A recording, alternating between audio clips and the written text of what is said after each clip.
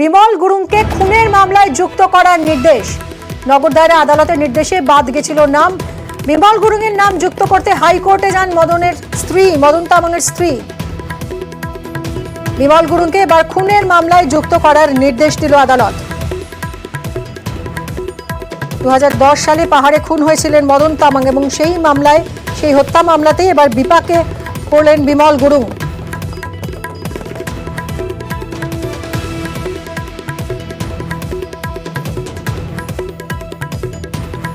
মদন তামাং হত্যা মামলায় বিপাকে বিমল গুরুংকে খুনের মামলায় যুক্ত করার নির্দেশ দিয়েছে আদালত। এর আগে নগর দায়রা আদালতের নির্দেশে তার নাম বাদ গেছিল।